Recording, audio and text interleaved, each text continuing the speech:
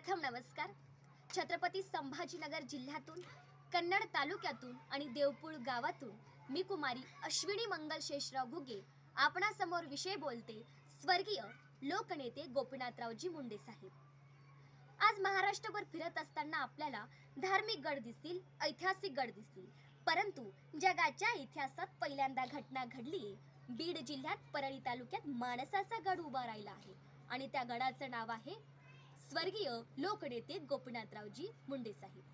आज उभा महाराष्ट्र आम्हाला विचारतोय की मुंडे साहेबांनी तुम्हाला असं काय दिलं? काय दिलं मुंडे साहेबांनी?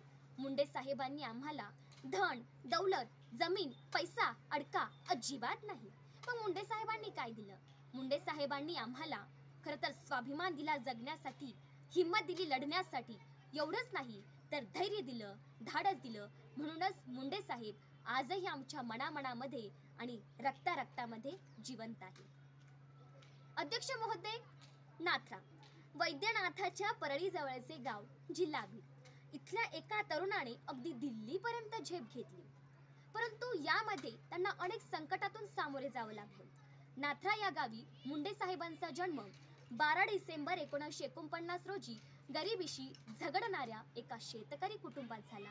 वडील पांडुरंगराव आणि आई लिंबाबाई यांनी अत्यंत कठीण परिस्थितीत दिवस काढले।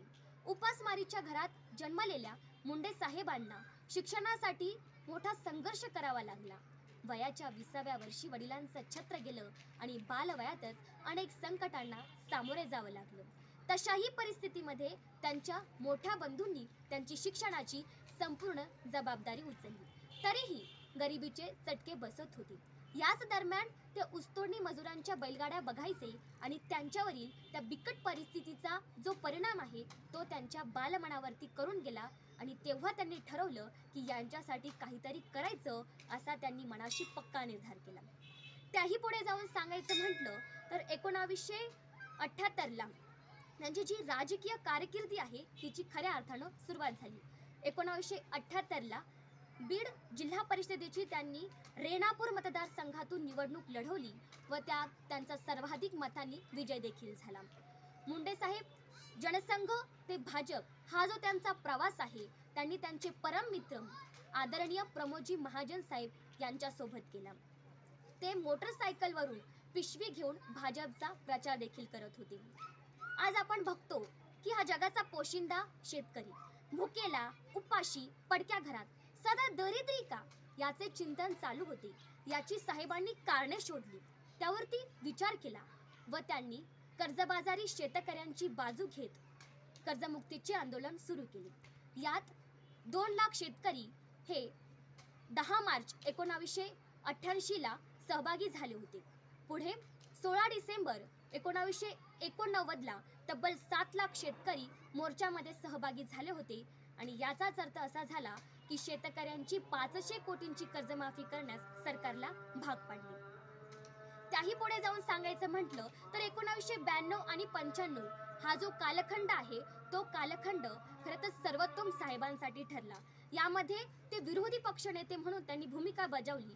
ते विरोधी पक्षनेते व्हावे यासाठी त्यांचे परम मित्र आदरणीय विलासरावजी देशमुख साहेब यांनी नेहमी मदत देखील केली व आज खरं तर 14 मार्च 1999ला त्यांनी शपथ 14 मार्च 1995ला त्यांनी उपमुख्यमंत्री पदाची शपथ देखील घेतली। 1995 आणि 1999 या कालखंडादरम्यान त्यांच्याकडे ग्रह आणि ऊर्जा ही जी प्रमुख खाते होती ती त्या खाते देखील त्यांच्यावरती सोपवण्यात आली।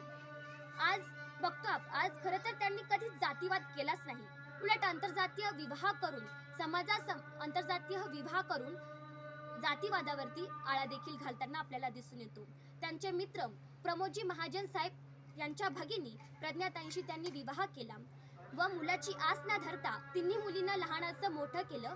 आपल्या संघर्ष कन्या सौ पंकजाताई मुंडे, आदरणीय सौ प्रीतमताई मुंडे आणि आदरणीय यशस्वी मुंडे या तिघींनाही समाजकारण आणि राजकारण ह्या गोष्टी शिकवल्या। जवळजवळ 50 वर्षापासून पाहत आलेलं स्वप्न आता कुठेतरी साकार होणार होतं, परंतु नियतीला ते मान्य नव्हतं व 2014 साली त्यांना ग्रामविकास मंत्रीपद मिळाल्यानंतर 3 जून रोजी ते आपल्यातून निघून गेले।